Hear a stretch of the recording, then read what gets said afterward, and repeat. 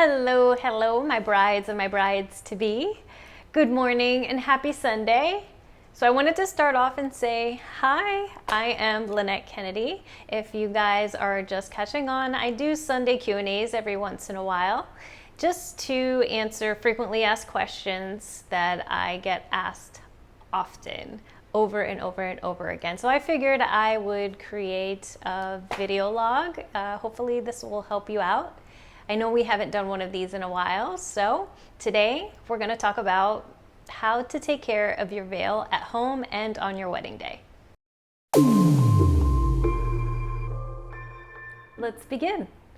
A few topics we're going to discuss today are unpackaging and repackaging your veil for preservation prior to and post wedding day, general care instructions, and also creasing. Before we get down to the nitty-gritty, there's a few items that you'll need. A hanger, we'll use a binder clip, and also the acid-free tissue paper that came in the box with your veil. When you receive your veil, you're bound to be so excited that you're going to want to rip it out the box and dance in the middle of your living room in a cloud of tulle. Don't worry, sister, I absolutely get it, but there are a few things that we have to do first. Once you open the box, the veil is going to come wrapped in acid-free tissue paper. I had mentioned this previously with the items that you'll need. Now this is important.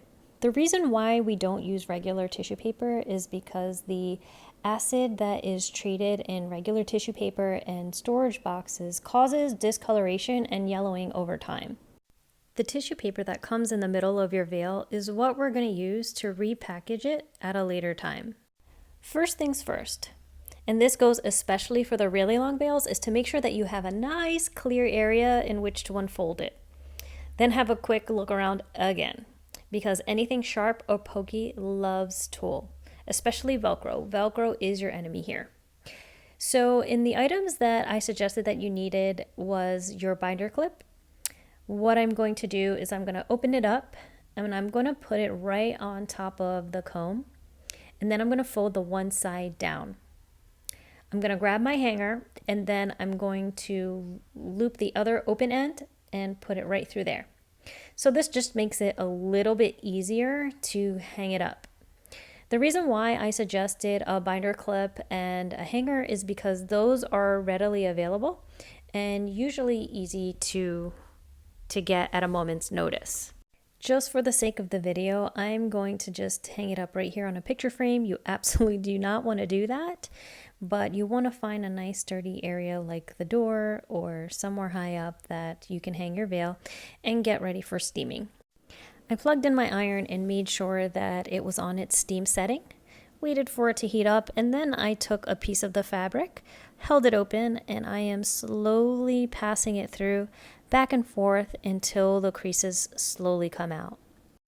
Make sure not to touch the iron to the fabric. You will either burn it or melt it off. Slowly do this section by section until all of the creases come out. It might be a little bit warm or a little bit damp, but you can just leave it hanging up until it's dry. Another way to do this is by hanging it in a nice steamy bathroom. This is actually my favorite way to decrease a veil. If your veil has any beading, do not vigorously shake because the glue may have softened slightly. Now you're ready to put away your veil for either transportation in between fittings or long-term storage. This is where that square piece of acid-free tissue paper comes in that your veil originally came in. What I'm using is my dining room table right now, but you can use the floor as well. I'm laying out the fabric nice and flat. I'm starting at the end, and I'm taking one side and I'm folding it in towards the center. I'm going to work my way down little by little. I'm going to take the other side and do the same.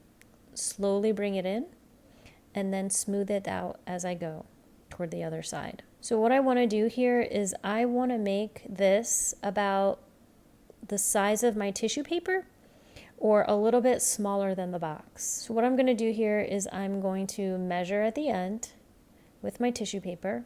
I'm going to grab the end of my veil, fold it over top, lift up my square, and tuck in that end on the inside. Now I'm going to work my way down until I get to the top of the veil where my comb is. So as you see, I'm going to constantly smooth out the tool and bring it into the center, trying to keep in line with the same size of my tissue paper, little by little. I'm going to work this all the way down until I get to the end. While I'm making my way towards my comb, let's talk about a few tips that you could use closer to the wedding date. If you don't want to use a binder clip, you can consider getting a veil clip. It's actually a single hanger hook with a sort of padded rubbery tip that will hold your veil without pulling or plucking or damaging anything. You might consider keeping your veil as an heirloom piece, or you might want to pop it on your head over a glass of wine while you're in tears going through your wedding album. Who knows? The possibilities are endless. But here are a few things that might help you preserve it as best as you can on the big day. This time, it might be spiky bushes while you're getting your photos taken, or it might be jewelry from people coming in to give you a hug to tell you how beautiful you are. It might even be your glamorous nails that you had done for your wedding day.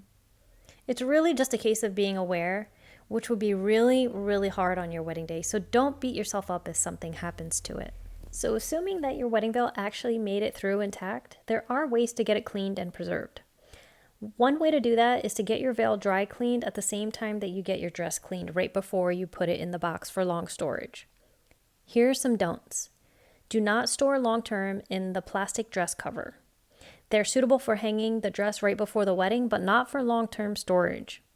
They let the light in that can fade the fabric. They do not allow for changes in humidity. In extreme cases, this will cause condensation and mold. PVC covers will disintegrate after several years, and particles may drop onto the fabric of the dress. Don't store in a normal cardboard box unless it's made with special pH neutral board. All boxes contain acid that passes into the dress, causing discoloration and yellowing. Wardrobes, drawers, suitcase linings, color dyes, and clothes will all have an effect on the pure fabric of a wedding dress if it lies next to it. It's also best to separate a wedding dress from any other item and to surround it with an acid-free medium. Never wrap the dress in black tissue. All colored tissue paper contains dye which will affect the dress. Place the dress in a genuinely dark place, and tissue paper should be white and acid-free. Although okay short term, don't hang a dress for long periods of time. This will avoid stress on the seams and the shape. Never store the dress in the attic. All sorts of disasters, such as the leaking roof, general damp, and insects can affect the dress in the attic, even if it's well protected. So there you go. Until next time.